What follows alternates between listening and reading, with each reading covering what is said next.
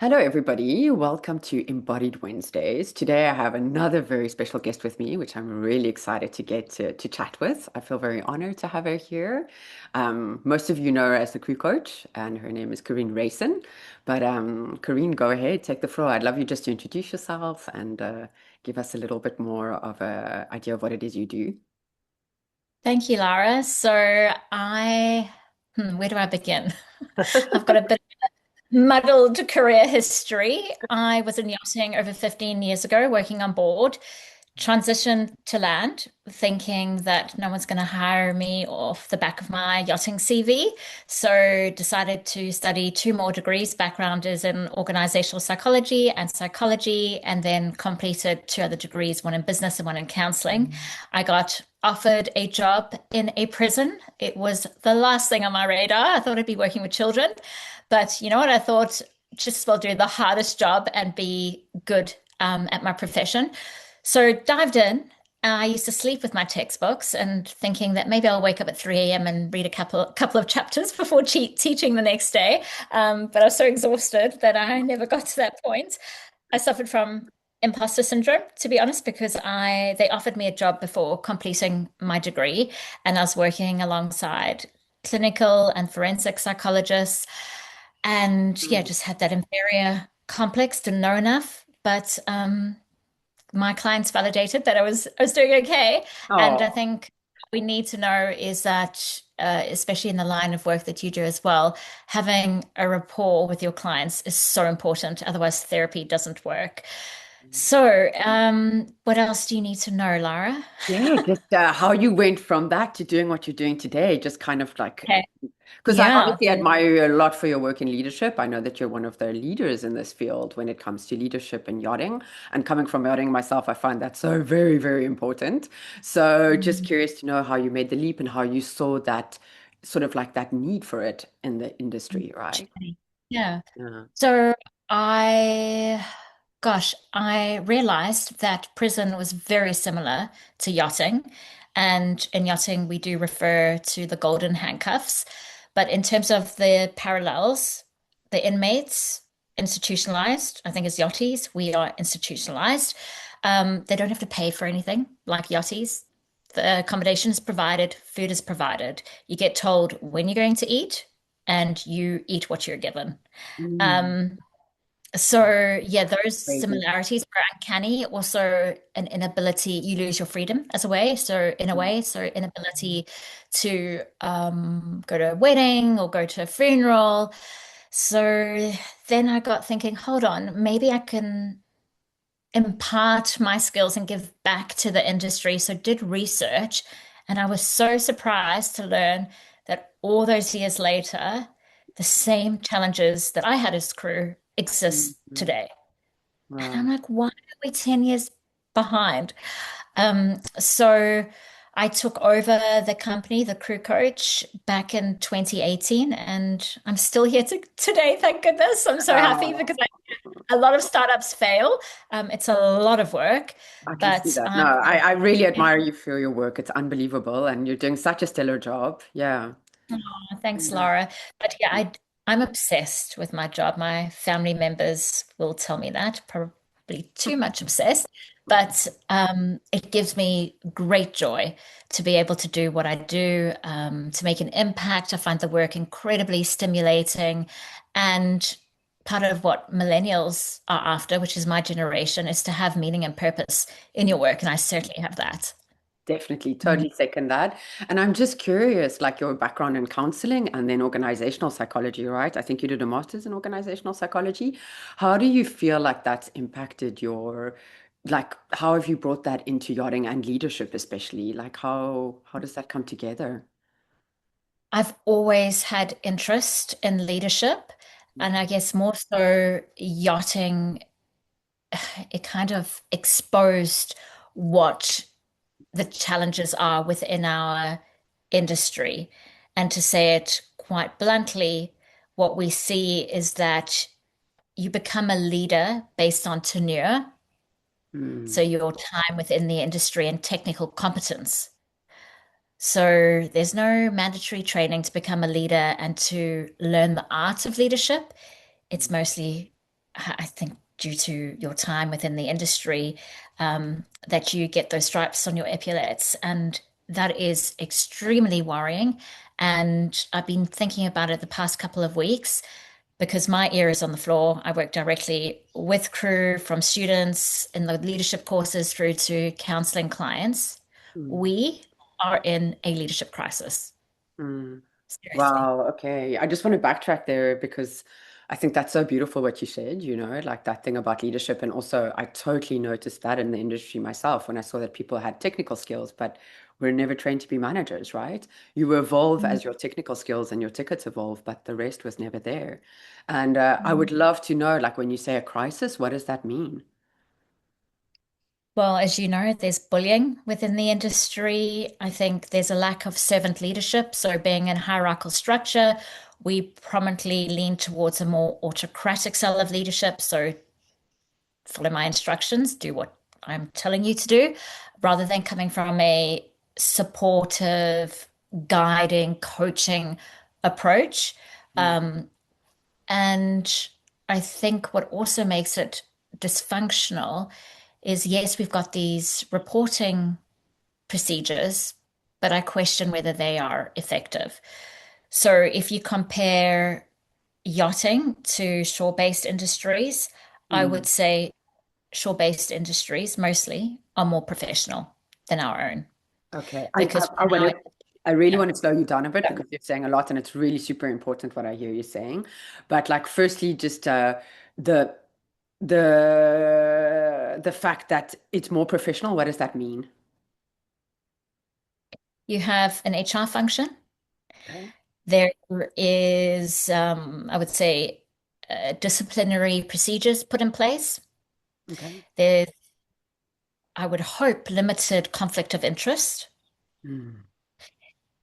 There is the opportunity to Mm. learn, grow, and develop. So, yes, in yachting, we have these training budgets, but the difference is that you can learn in work time.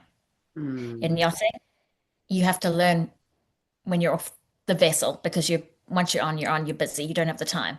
Mm. So I think these small tweaks can make a huge difference within our industry. Okay, so just out of curiosity, as if I'm totally from the outside, but would you encourage training that happens during work hours or at least during our time on board? You need to make a plan for it. And I think being in the shipyard period is probably the most logical time to put a training plan into place. Um, Junior crew, they don't really have rotation. And if they do, it's a lot shorter and they want to unwind during their time off. And I get it. Totally. Like you just need to switch off and have a break so you come back refreshed. Mm. So, yes, it needs to be done in work hours. Think about, and I remember this as a yachty, often I was made to work for the sake of working. Mm. Okay, so what I'm hearing is those little windows when things slow down a bit, we don't have guests on board, that there are definitely moments there that we could incorporate that, right? 100. And Yeah. before we carry on, I just want to hear also what you were saying about leadership style. And I want to understand like where you're coming from when you say leadership that's like, listen to me, sort of like a more authoritarian leadership to a more coaching style leadership. And just can you just kind of like dig into those two examples of where they come from and just kind of make them a little bit clearer for us? Okay. Mm. So I'm going to start off with the term management and Okay. then leadership. Mm. In terms of management, managers manage things, leaders lead people. Okay. Okay.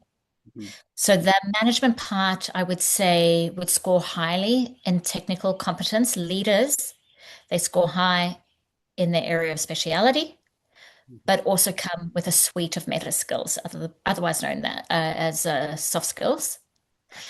There are a plethora of different leadership management styles, namely laissez-faire, which is hands-off approach. There's democratic, where you involve people in the decision making. There is autocratic, which I mentioned, top-down communication. Then you've got servant leadership. And servant leadership is probably the 21st century style of leadership where you lean more into emotional intelligence. You have a well-developed sense of self-awareness. You have the ability to listen. You have the ability to receive feedback. Mm. You want to make an impact, so you make time for your crew. You understand their personal drivers of motivation because everyone is different. You understand what their values are and how to leverage their strengths.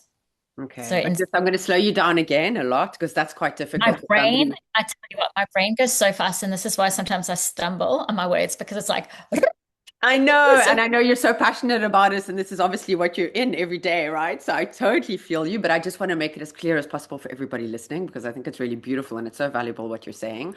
And just thinking of like, it may be like more concrete examples if you think of that on board, like just it's really important to understand like because already what you're saying is to understand somebody's values and what drives them. You need a like already a little bit of like skill, right? To understand your different crew members and knowing where they're from.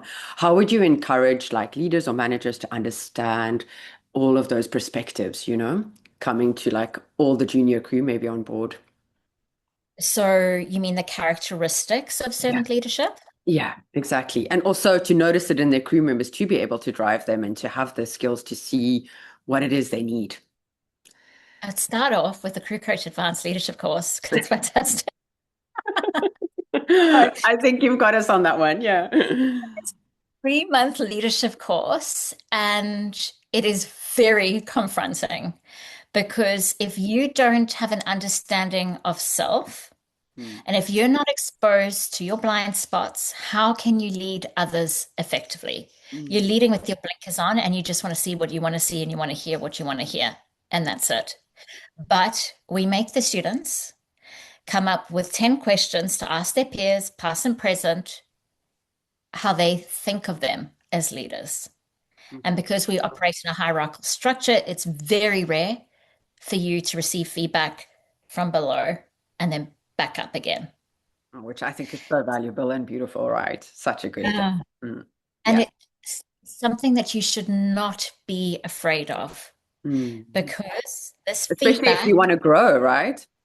exactly it. It's your stepping stone to success. How do you Mm. reach success? Is through growth. Okay. And I'm guessing all of this is confidential. Like we don't necessarily have to give our names if it's coming from crew members below us, if it's coming up. Yeah. Yeah, yes. So the course and the research inquiry, they send out questionnaires and the respondents are anonymous Okay. because it's not, the point is not who is the information from, is the Absolutely. content, what's being said. Exactly. Okay. Yeah. I love that. Um, yeah, so I think if you're looking to be a leader, the foundational skills that I would focus on is the self-awareness, the ability to ask for feedback and Mm. learn how to deliver it in a kind and direct manner, the ability to listen, because we don't listen. No. Sounds like an easy skill, but it's so hard to master because we could be sitting here in a conversation and your mind is already wandering onto Mm. something else. I know. And that's what students say they find was very difficult in the course. I gave them an exercise where someone had to talk for 3 minutes and they had to listen and reflect back. And they're like, I wanted to ask a question. And then I was thinking about my own story. It triggered something in my mind, and my mind went off on a tangent. I didn't realize how hard it was. So, communication key as well. I put all of those tools in one box, and I'd say that would be your foundational leadership skills.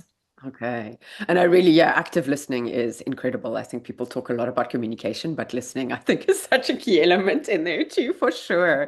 Okay, I love that. And I'm just curious, like when you talk about redefining leadership, where does that come in from if you look at past, like what you've seen in the past and where you would like to take it? What are you seeing as a shift and a change?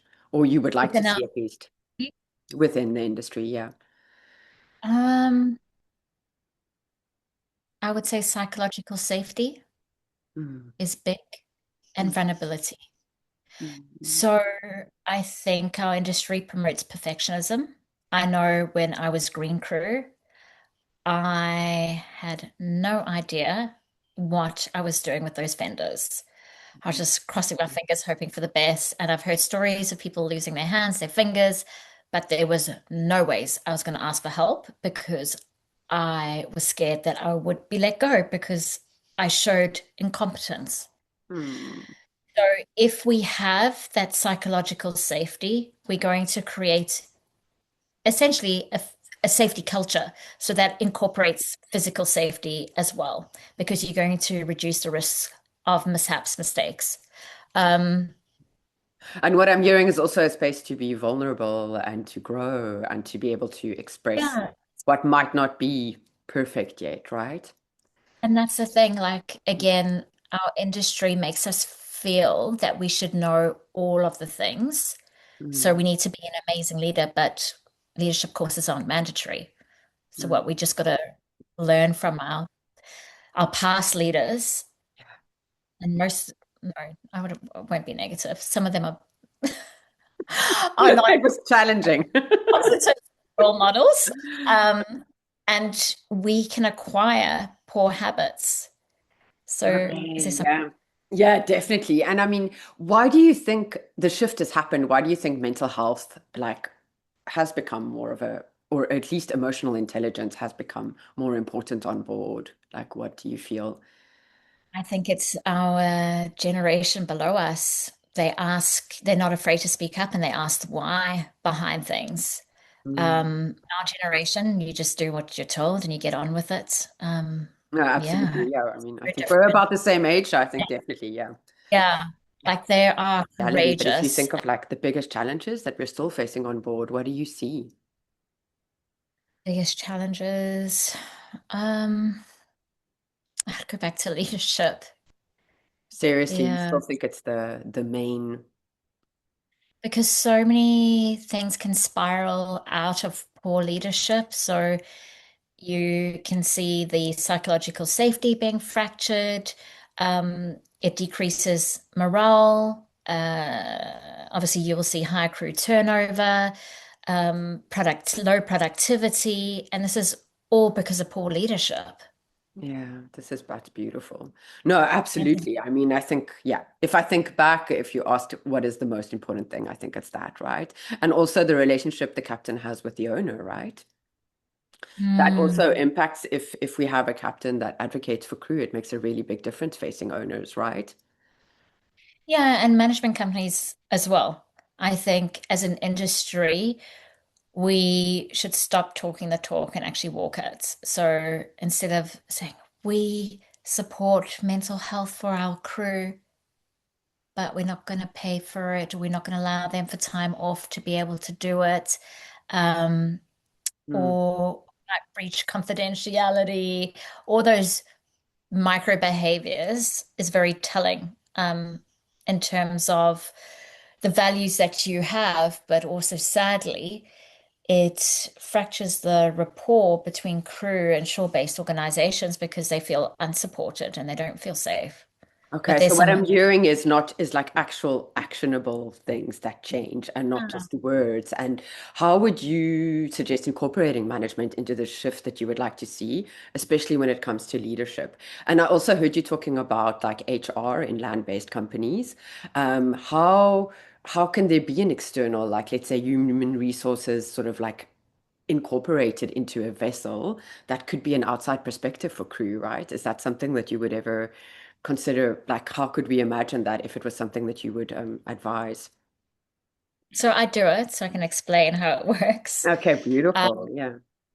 Different phases, and the first phase is a diagnostic phase where we ascertain what perhaps the red flags are amongst the crew, and then providing bespoke programs to close those gaps. So we roll out a crew engagement survey, a satisfaction survey. We do the appraisals, 360-degree appraisals, where the junior crew will appraise heads of departments, and then heads of departments have to do an appraisal of themselves. And then I analyze the results and go, okay, where are the gaps? Mm, This person, HOD, is saying they're absolutely incredible, fantastic at communication, and they build team morale. But the crew member, the junior crew member, feels the complete opposite. So then we have one-on-one sessions with each of the crew members just to unpack the results a bit further. Um, and then from there, we have a very clear roadmap in terms of what the issues are and how we can resolve them, whether it's through mediation, whether it's through training, whether it's through coaching, and then we move on to the next phase. But I think that's really important is understanding the exact issue rather than just throwing a blanket approach and going, oh, they all need a leadership course because there's mm. so much more to that. Yeah.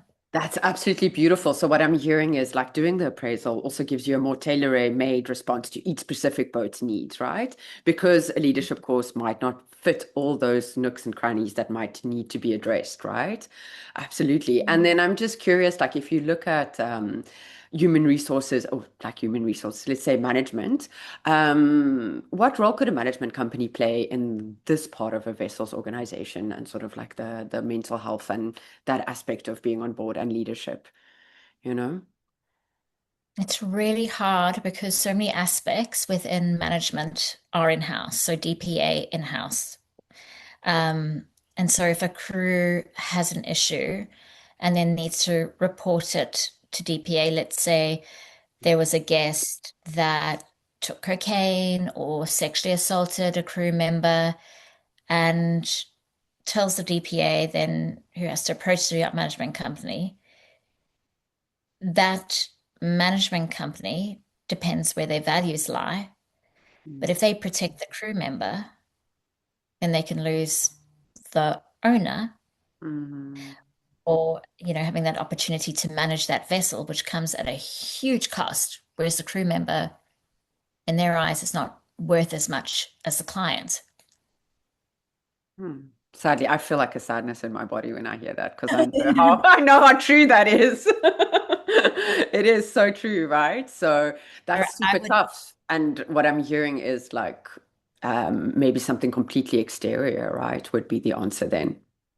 It's a neutral body where the crew feels safe talking to and they are professional in their approach in terms of how they have the conversation between, like, ideally, that neutral party should be the glue between all of them because I'm seeing quite a big disconnect between perhaps the captain, the management company, flag state, and so forth. So if we could work together as a holistic team, I think we're going to see better results for Mhm. the owner. Yeah. Yeah, and it's tough, right? Because I can totally see how this kind of like confrontational or maybe like way of like let's say the way in previous generations you just had to listen and now we actually have to look at ourselves and put in some work to be able to have a better environment for everybody, right? And what would be the encouraging points for people you would like to say like, but hey, taking that like survey and listening to what your junior crew actually has to say about you, how can that be beneficial to you in the long run and why is it important, you know? Instead of just being like, oh, why would I do that, right? I'm the captain or I get to choose what's going on here. Why would I expose myself to that, right? At the end of the day, you're saving money because all these tools that we are referring to is going to keep talent, your best crew. Mm, As Simon Sinek says, people leave their leaders or their managers. mm, So I think what you'll see in the industry, it's not the actual job per se. Like, yes, okay, maybe the itinerary is not great or you want charter over private, but I think mostly what you'll see is crew leaving because of toxic leadership. Toxic mm, leadership affects mental health.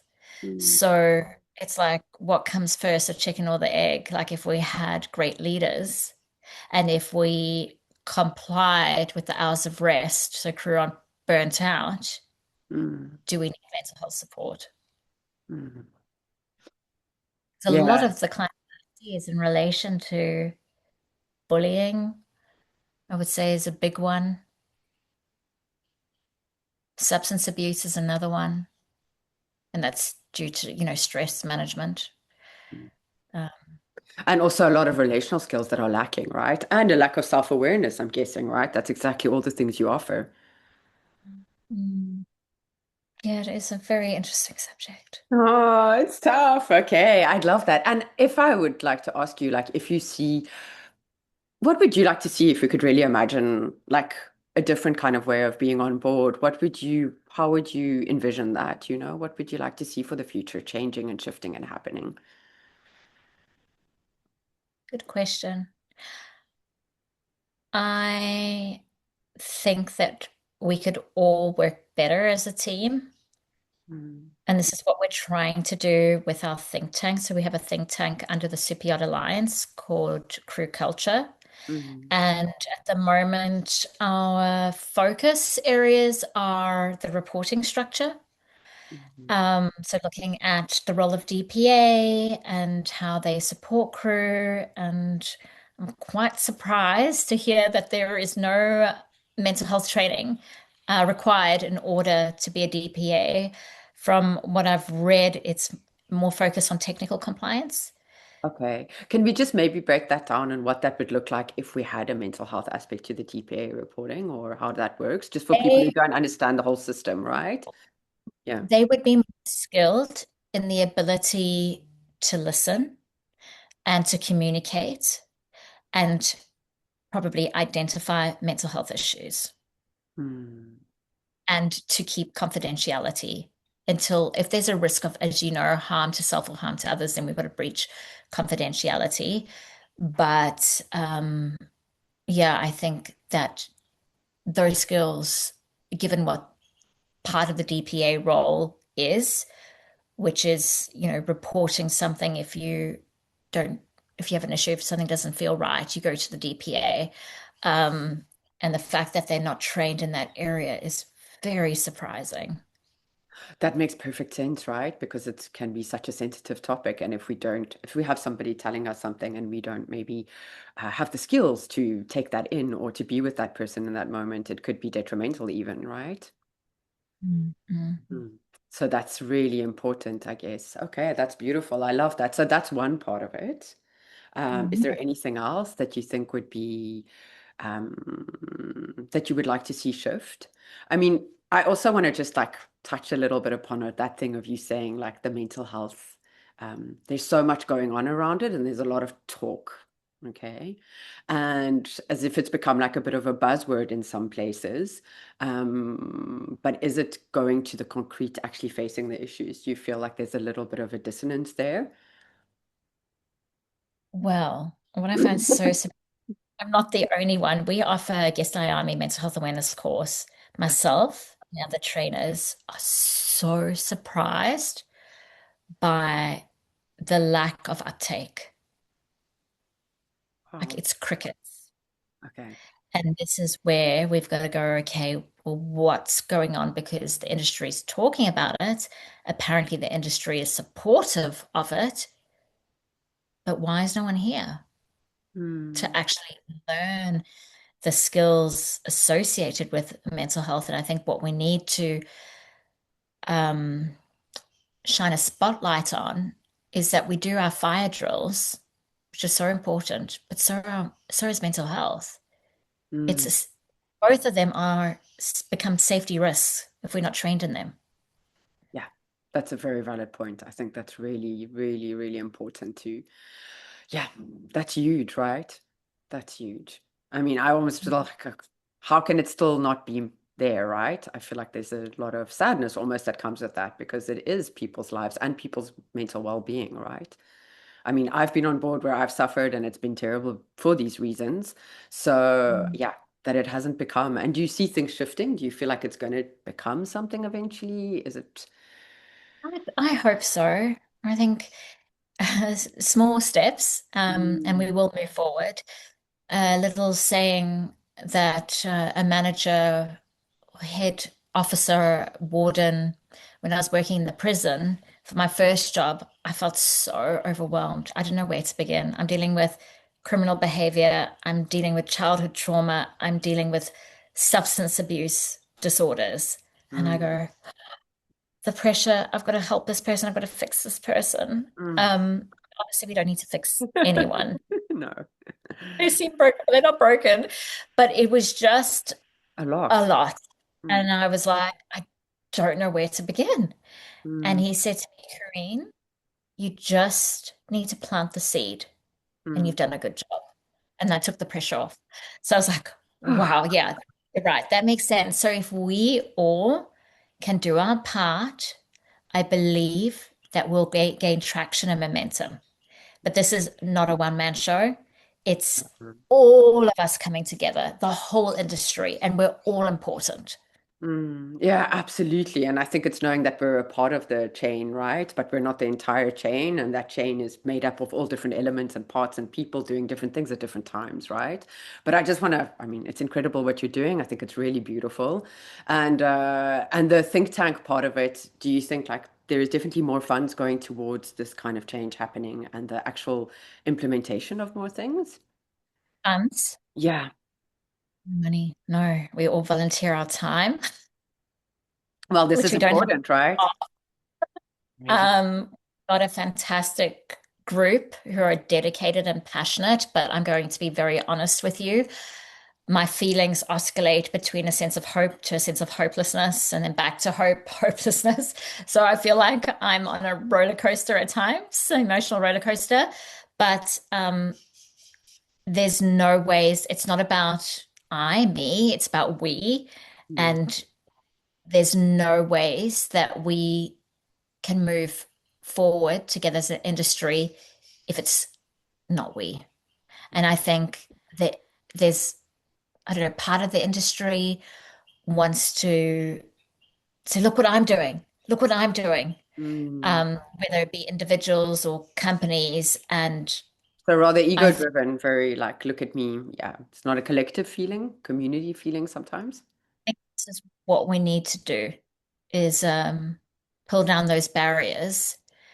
It's almost like, a circle of everyone. I can see us. There's an image somewhere. I don't know if it's connected to Nelson Mandela, but the picture I'm having in my head right now is a globe and Mm. everyone holding hands And around that globe and coming together. I think that was Because huge in the 90s in South Africa. I remember that image actually. Yes, exactly.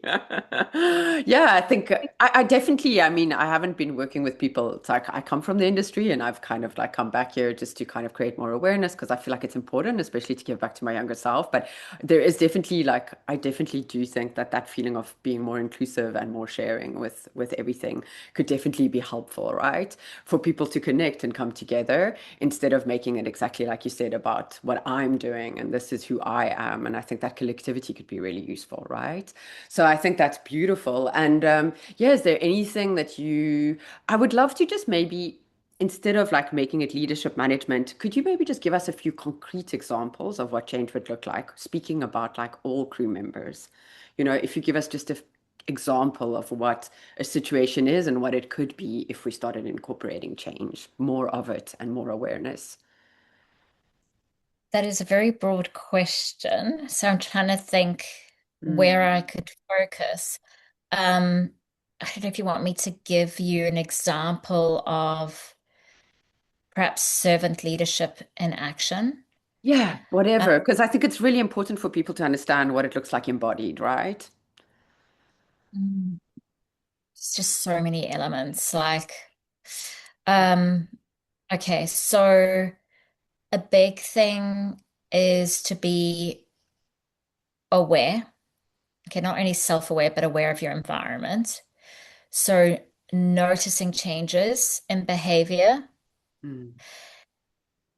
helping crew members develop their, I want to say, emotional language. So, what I mean by that, emotional literacy. So, how am I feeling? Mm. Okay, so if you check in with the crew member who's struggling and you say, how are you? I'm fine. Mm. You know they're not fine because they haven't been showing up in the crew mess for lunch. Mm. So, I would be focusing on my onboarding process. And I think what's missing there is identifying the values of your team. Once you've identified your values, because this forges the onboard culture. Mm, Values are one thing with it being on the back of the wall. mm. It becomes alive when it's on the floor. Okay, so So, let's say we have three crew members. What would be the kind of values they have? Let's say Johnny is values of freedom and loyalty. Just maybe can we make that a little bit more tangible? How would that impact life on board once we have that awareness? okay. Mm, So in the advanced leadership course, we teach our students to facilitate these workshops. One of them is a values workshop. A captain client of mine who did the course ran theirs 2 weeks ago on a Sunday. mm, And all crew love it because they're learning about themselves. oh, Yes, we come with our individual values, mm, but sometimes we need to compromise. Okay. We need to let go a bit to fit in with the team values. mm, Often you'll see conflict on board as a result of a clash of values. mm. Yeah. One of my values from a work context is fairness and work ethic. I've realized this more recently, work ethic is a big one for me Mm, because I've got an au pair where work ethic isn't high on her list, mm, and it creates an internal conflict for me. And I've learned to deal or manage with that conflict in various ways. mm. I created a list of KPIs. Yeah. Okay. And from a Beautiful. board Mm, um, place of like, these are my expectations. How can I support you? So this again, servant leadership. How can I support you with these expectations? And this feeds back into onboarding processes. Your crew need to know what is expected of them. Do not assume that they mm. know. So But you first create have to know what you expect of them, right? And that's sometimes even tricky. Yeah. So created these KPIs and she had to score herself. And there were nines, there were tens, some eights. So she scored herself really highly. I would probably err on a four on the scale. But this facilitates a conversation and it shouldn't be punitive, which is Mm, more the autocratic coming down on them and saying, you know, you scored yourself a nine. Who do you think you are? You're shit at your job. Like you're mm, terrible at detailing. You're missing all of these things. It's not the way to go. It's okay. having an honest conversation. I also ask them before they start what their values are and how do they prefer to be, how would they like for me to communicate feedback? It's a Mm, non-negotiable. I always ask those questions. I've beautiful. learned that if from the Netherlands, you prefer direct communication. Mm, I think in our culture, we, or in most cultures, we might not like conflict. mm, So we are perhaps a little bit passive aggressive in our approach and mm, hoping they will just click. mm. Yeah. That's not a kind of leadership. So, yeah. There's like some learning, like I can be passive aggressive, and this is Mm, vulnerability here. yeah. Like I'm not perfect, and No. I'm learning as a leader all the time. It took me 3 years to write this leadership course, and I'm still putting it in practice. So Yeah. leadership is an ongoing journey. Do not think that you can do a short helm course or a leadership course and you're done for the rest of your career. If I was a crew member, I would be doing everybody's leadership course because most vessels have a budget. Use the budget because it's going Mm. to help you grow and become more competent now and in the future. And it helps in all aspects of life, right? I mean, it's just so valuable, right? Exactly. No, that's beautiful. I love that. So yeah, there are many different parts. I think we kind of like, I really like the way we bring it on board because I can see how that plays out, right? Like the values, but then also understanding that we need to compromise and also how that fits into a group dynamic, like a community living and knowing that like, yeah, sometimes we're not going to be able to, we have two people have needs, right? So there's going to have to be some confrontation in that, exactly. And yeah, I mean, just to finish off, is there anything that you would like to add to this conversation, that you feel like you want to bring? I just want to go loop back to emotional literacy. So going back to the word fine. If Mm. you can give your crew members, if you look it up or Google it, it's a wheel with all the emotions With in the there. colors, it's beautiful. Yeah. Yeah. And what is it called? I can't Emotional. remember the name. Yeah. It's the, Yeah. yeah, emotional intelligence wheel, I think, or something like that. Yeah. Mm. Yeah. So familiarize yourself and the crew with the wheel. Mm. And I would make a standard on board that you're not allowed to say fine. A small example, and this is all about building a culture. So, Or nice. all good, fine, good, or nice, like not okay. To, Especially if you want to expand your capacity, right? For more yeah, like, expression. Mm. because how can your leaders support you if they don't know what's going on for you? Mm. But again, there needs to be psychological safety Mm. in order for the crew member to feel safe enough and confident enough to express how they feel. Yeah, it's so beautiful. I mean, that's exactly what I wanted to bring is like it's good to have the emotional literacy, but if we don't feel emotionally safe to express it, then there would be good reason for us not to, right? And it's such a multifaceted, living, breathing organism, right? This life of community, and there's so many moving parts, right? But I think it's just creating that awareness already is like, oh, okay, I have the emotional literacy to express this, but I might not be in a safe place to do that. And also having that discernment, right? Mm. For That's sure. really, that's important, right? Yeah, no, it's Yeah. beautiful. I love that, Karine. And yeah, just from a more systemic level, is there anything that you would love to see? Because I know your courses, I can't, I can't advocate for it more, and I think just from hearing what you say, it's beautiful. And obviously there's more juicy stuff in it.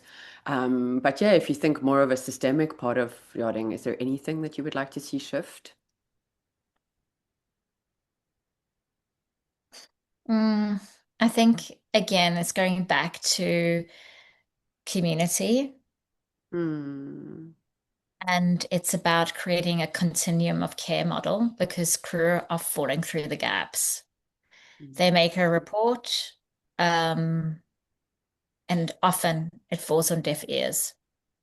Okay. And this is what we are trying to follow up on and chase up on to understand why our system isn't working. Mm. So hard. It really is hard, but I think we're becoming even more connected as an industry. So I feel that we can make segue with this. Mm. Um, So you definitely want to see more we and less I. And yeah, I think from a shore-based perspective, I think we can do more for crew. mm, Um, yeah, that would be one of the biggest things. And I had another thought which has escaped me.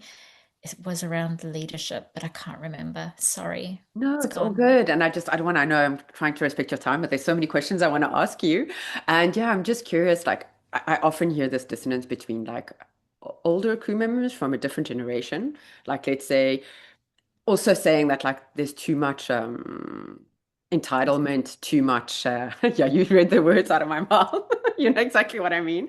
All of those things we hear about, and then also what are reasonable sort of like the requests and where does it go to entitlement and where is it this kind of youth that doesn't want to sit back anymore and actually feels like they do have the right to express themselves. It's a tough place to be in, Oh you my know. God, I'm such a big mistake. But Yeah, just more sort of like I think where I guess what would we say to, yeah, to the it's fact that we are it's allowed to because express ourselves more. it's so multi-layered Mm, because it's not only an intergenerational thing. We come with our own sets of beliefs and how we see the world.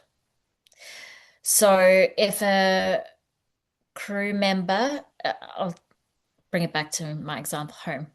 Okay, my au pair who lives with me in my home, mm, she feels very comfortable to put her feet up on my couch. mm, My mum didn't raise me that way. mm. Yeah, It's totally. disrespectful, especially in someone else's home. Yeah. But that's not a generation thing, is it? We might see it as a generation thing. Mm, but we can't use it as an excuse and mm. go, oh, that generation's entitled, because you're going to put a barrier up around being able to effectively work with them. Yeah, because you You're closing, stigmatize them and you put them in a box, right? And there's no yeah, space for dialogue. So how would we deal with that situation if we could create more dialogue and just staying open, if we use that example instead of it's just being using a like, oh, sorry. yeah, it's using assertive communication or the SBI model, naming the situation, the behavior, and the impact. Hmm. And So, just remember, like, be kind and be direct okay. because, yeah, it So could like go down.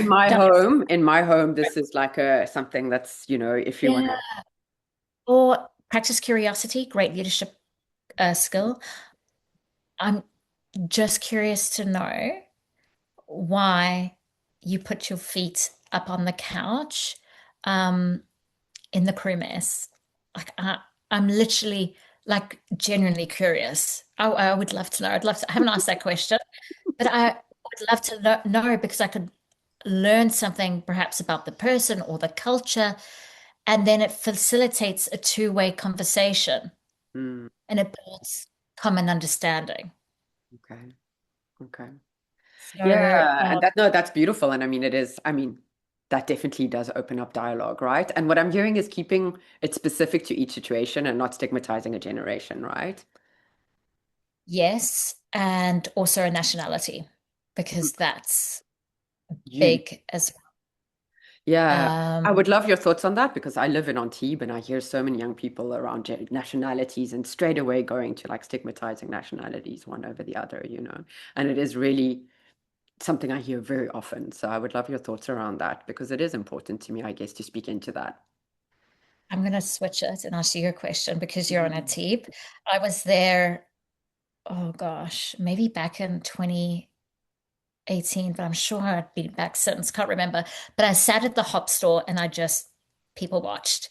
Mm. And there was a boisterous South African kid, young, and he had his sunglasses on. It was nighttime and just it came across loud and obnoxious. And I thought, wow, that's gutsy Mm. because there could be a captain sitting at the bar there and he's going to go dock walking tomorrow. And remember this guy. Mm. Like your reputation stays with you, whether it's on or off the boat. You got to be careful of that. That's your personal brand. Um, so going back to culture, nationalities, when I was working in the industry, South Africans were known to be hardworking.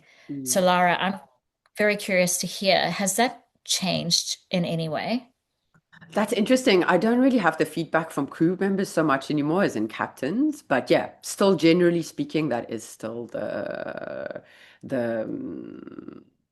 what I hear, but I definitely hear more entitlement also coming in there as a mixed sort of like response. Before, I also agree with you. I heard that South Africans were hardworking, rather polite, quite due diligent. That was the general cliche and stereotype. But I'm hearing like more mixed emotions around that being hardworking, but also that there's more sort of like um, Mm. But it's also depending on what generation you speak to, right? There's also that thing of like, oh, they're definitely taking more liberties. I'm talking to captains who are a lot older, so there's a different belief system around that, around people expressing themselves and so forth. So yeah, it's very mixed. And yourself? Um, I mean, I've in the past or more recently, last few years, there's been a lot of complaints about South Africans. Mm, Um, the other thing that I've been reflecting on the past 12 hours, because I got a message saying that they don't want another South African on the boat because they're a couple already and it will maybe throw things off kilter a bit. And I thought to myself, gosh, I wouldn't care what nationality you are as long as you had the right meta skills, the right technical skills, and the right values to be working on board. It's like you would never say, okay, because now in South Africa you got black empowerment, but you wouldn't say, oh, we've got too many white people. um, in the workplace. We need to get a couple of Indians and Africans to like understand fair workplace. Mm. But then we're not promoting skill set. No, no, no. Like, would you prefer to have a pilot that was competent, or are you after a pilot of the right nationality? Mm. A pilot that's competent, that's Mm. going to do the job and keep you safe. That should be the first priority, right? Yeah. Yeah, So and another tip. I'm really shocked, and it's something that really cuts me to the bone when I hear like that people are choosing. I mean, in any job description, I mean, even I live in France, so basically you don't mention nationality, and there are things that are so specific to yachting that you still hear where you're like, wow, did somebody actually just say that, right? Which I think is still shocking. But I mean, would you imagine being like, would you advocate for just hiring according to competence and skill, and that nationality shouldn't even be a factor? Unless it comes Absolutely. to like work permits and like, let's saying being an American, because you can only work on American vessels if you have a green card, but I mean, that's a very clear distinction, right? But just in general, should that even be something that's reiterated? Look, I think we're restrictive in terms of what the owner wants in terms of crew. Okay. Okay, but bar that, I think we should be hiring on skill set Mm, more than anything. It's, yeah, I yeah. think you doing yourself damage, the team damage, the crew damage. I, and in term, I think you asked me a question earlier about what changes you would like to see. I think changes in how we hire is a huge one. I agree. So the missing skill set that I've noticed is heads of departments, captains are not asking the right questions in interviews. Mm, So they need to be leaning more towards behavioral style questions. They need to know what the value team values are and asking questions to see if there's an alignment. mm, So, an example, like with this particular au pair, if I know that work ethic is an important value of this role, mm. then I need to be asking questions around it. So she hasn't made her bed in 3 months. I can imagine. I'm getting too personal here, but Just knowing you a little bit, I can definitely see that must be like death. I let it go. I let it go. It's okay. Okay. We all have different hygiene and different whatever work But there ethic. is a big mismatch in values there, right? Yeah, but those are, yeah, it's interesting. I think So that's a very valid point you're bringing up, and it brings me back to that thing of nationality. It's also leading from the assumption that, like, if South Africans are all the same, that people from Aussies are all the same. If you hire by nationality, and if you really start looking at values, it's got nothing to do with our nationality, right? And one person Mm. be completely different from the other. And that is what ultimately is going to create like a dynamic on board, right? You know what? I'm guilty of it too because someone just told me that Scandinavian nationality, well, of descent, they are really good workers. And so I've steered towards that nationality when I am doing my hiring. And it's like Mm. maybe South Africans, hard workers. So I might go in that direction. And then we stereotype perhaps the other nationalities as being lazy or too difficult or not hardworking. But it's completely incorrect and so unfair. Yes. And of course, I have to be mindful of that all the time. And it's such a big part of the work I do is to keep an open mind and not project my own things onto other people, right? That's the main thing. And it's keeping that open-mindedness and knowing that we've had a bad experience, even when it comes to relationships, is like if you've had a bad experience in dating, that like not all men are the same, right? It's like that expression that comes in so quickly. And it's the same with nationalities. But yeah, I think you have a lot of value to give. And I think the thing of interviewing is so beautiful, right? And really, I mean, I'm sure you guide people through that so people know where to contact you. And yeah, I think that's such a valid point. And I think, yeah, getting away from all the fluff that comes around it, right? And actually looking at the person inside is so important. Yeah. Yeah. So that's just a part of it. We can even go into discrimination when it comes to looks or all of those things, right? But I mean, we've only got this time now. We'll definitely have you back. But and I just want to know if you are you up to anything exciting at the moment that you want to share with us? I I mean, it's really I want to. mean, there's like 10,000 things you're doing when I follow you, but yeah, is there anything you'd like to touch upon specifically today? I really, again, like talking about systemic issues and closing the gap. I feel that owners are a bit out of touch with reality when it comes to their crew and their needs. Um, they're not a means to an end. They have a huge role to play. They're the backbone of the vessel. With no crew, you've got no vessel. So, in terms of what I'm trying to do, is to get an owner to speak at the Super Yacht Forum in Amsterdam in November. It is one of the best events out there when it comes to our industry.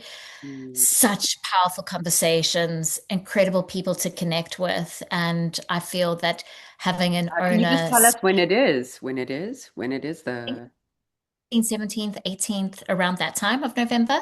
Okay, perfect. Um, but yeah, I think if we can bring an owner to join us in the conversation and hear what he's getting out of the crew based on what he's investing in the crew, I think that's going to shake some things up a bit and hopefully open many eyes in terms of the possibilities for crew when we take care of them. Like not only the possibilities for crew, but possibilities for the owner and the industry at large. Definitely. And I mean, do you feel like when you say that training programs, would you like it to be advocated by the management companies? Is that what I'm hearing? Okay. Yeah. So whatever training programs the boat chooses, that there is a budget for it, like done by the management companies. I'm sure you have to too, but as a counselor, Mm. I am required to do CBD. Like I have to keep up my hours and do training, 20 hours of professional development hours plus 10 hours of supervision a year. And that's at a minimum. So Yeah. why aren't crew doing these two? Yeah. Why? Why is it not a part of the daily life? Like, if you think of such a high pressure environment, surely it should be included, right? So, definitely. And just one last thing I wanted to add to that and maybe ask is like, so it's training programs. And another field that I just want to bring out is the smaller vessels, right? I know that it's like, I feel like who don't run by management companies who aren't really surveyed. I mean, I've worked on smaller vessels previously, like we're talking about 30 meters, that doesn't have a lot of sort of support, you know? Is there any way that that could be more encouraged, you know, that you feel like there could be more? I feel like there's a lot of lack of support when it especially comes to smaller vessels. I feel like it's shocking 100% actually. And that's is one of the that. scariest things for me, you know, when you think of safety, psychological safety. I know that there are beautiful places now that crew can go to if they're feeling isolated and alone that are even free, like there are organisms. But I definitely feel like I want to see more of that coming on board because I feel like the larger vessels that there is more infrastructure to support that. But when it comes to smaller vessels, I feel like it's a little bit like the Far West in some ways, you know. So do Mm. you agree with that? Yeah, we are very much aware of it. And as a think tank, it's something that we are trying to address. I don't know how we're going to do it, but you hear a lot of vessels when it comes to the build being under a gross ton. I think it's under 500, so that they don't have to be MLC compliant. And Mm. that's where all the regulation and crew support, comes in to play. So, yeah, work in Like how progress. how should that not matter, right? Like just because you're a smaller crew, you don't count as crew, right? It's ridiculous. So yeah.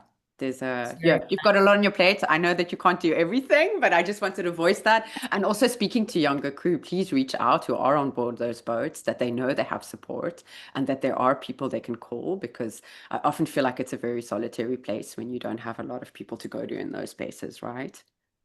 Yeah, protect yourself. Sign up to Nautilus. I've heard they're great, but they can only help you if you are effectively a member. Mm, PYA can help when it comes to contractual issues. mm, So know who to reach out to okay.